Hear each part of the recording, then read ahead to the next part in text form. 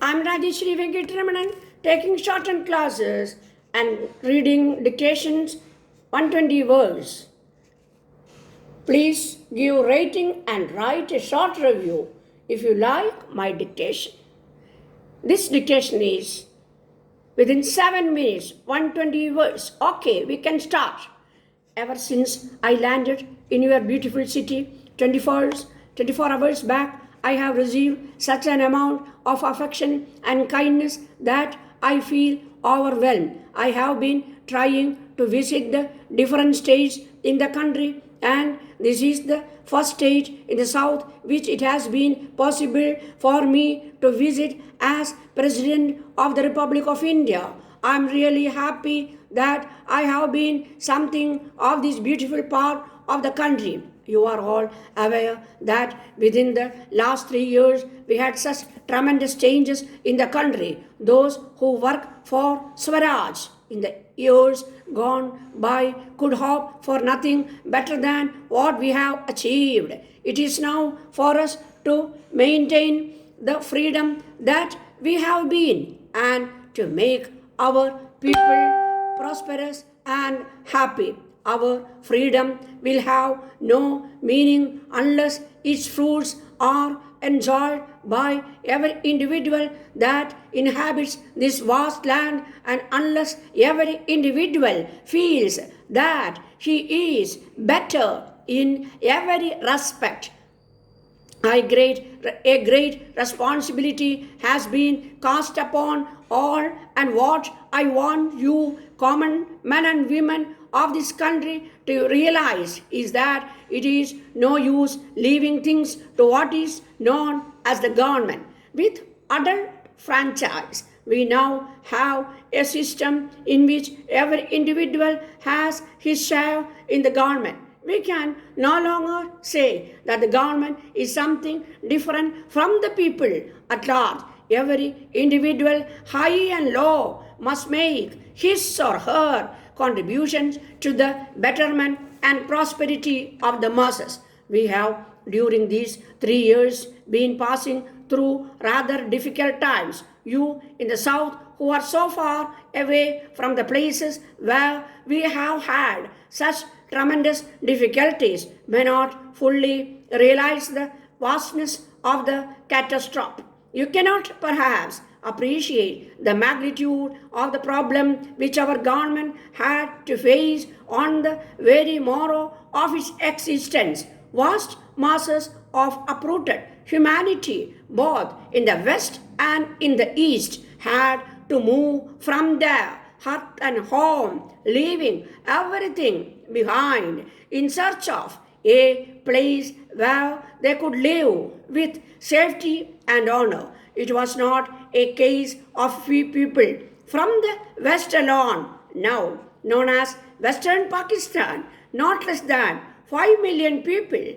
perhaps more than that, came to India. Sometime later, a very large number, not less than 31.2 million, moved from East Bengal. It was not easy to rehabilitate this vast mass of humanity, and although the government has been doing its best, it is too early yet to say that we have succeeded in our task. The progress in the West has been considerable, and so far as the rural population is concerned, it may be said that practically the whole of the population has now been settled on land, but they do not all have houses to live in. The towns people have had greater difficulties to face. The agriculturist, when given land after he had moved from West Punjab to East Punjab, could begin life in his own way, more or less as before. The townsman who was doing some kind of trade or business, however, found greater difficulties in adjusting himself to his new surroundings. Trade and business in West Punjab employed not only the Hindus and Sikhs but also the Muslims. Many of these enterprising people have managed to start life afresh, although with some difficulty. The government has been giving them all possible help. Thousands and thousands of houses have been built at government expense for housing them. In growing townships, these people are working and building up houses for themselves. Similar work is being done in West Bengal, where also large numbers have moved from East Bengal.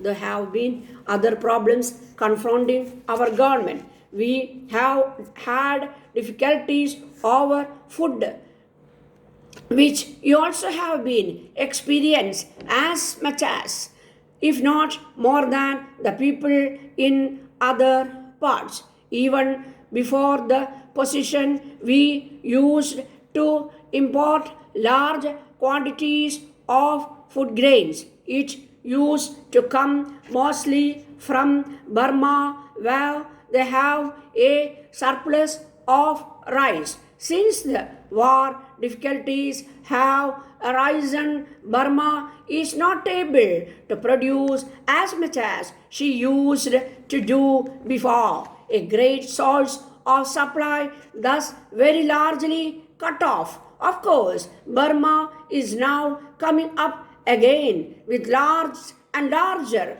production, but it has not yet reached its pre-war level. This compelled us to import large quantities of other food grains from different parts of the world. We in North regret it, but it cannot be helped. In the South, you are being supplied partially with wheat and other grains to which you are not ordinarily accustomed. Unfortunately, they cannot be helped.